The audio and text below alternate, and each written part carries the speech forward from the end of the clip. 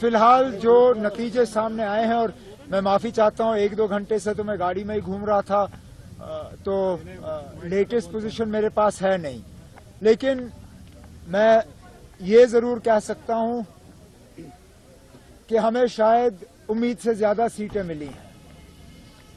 अगर इस इलेक्शन से पहले आपने मुझे कहा होता कि नेशनल कॉन्फ्रेंस की ये पोजीशन होनी है, तो मैं शायद उस चीज को मानता नहीं, खासकर पार्लियामेंट इलेक्शन में जो हमारा हाल हुआ। मैंने बीच में कुछ आप में से मीडिया वालों को ये भी कहा था, मैंने कहा था कि शायद हम गलती कर रहे हैं।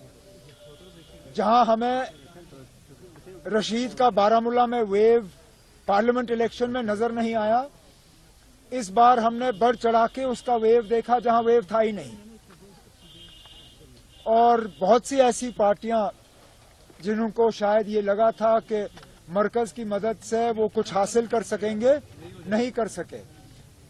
मैं ये भी मानता हूं कि नेशनल कॉन्फ्रेंस को कुछ ऐसे लोगों से वोट मिले होंगे जो शायद नेशनल कॉन्फ्रेंस को कभी भी वोट देने के लिए तैयार नहीं थे, लेकिन इस बार सिर्फ और सिर्फ बीजेपी और बीजेपी की साजिशों को रोकने के लिए वो नेशनल कॉन्फ्रेंस को एक मौका देने के लिए तैयार थे। अब हमारी, जैसे मैंने कहा, हमारी जिम्मेदारी बनती है कि हम इस वोट को जाया ना होने दें, हम लोगों के उम्मीदों के बराबर जो है उतर आएं और अपना काम करें।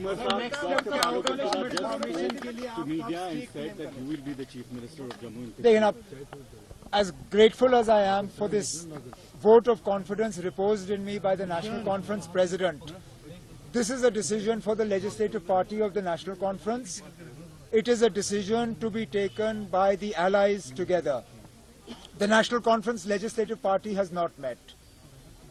Let the National Conference Legislative Party meet. I am not staking a claim to the Chief Ministership of Jammu and Kashmir. It is for the alliance, for the elected members to decide who they feel should lead the state over the course of the next 5 years.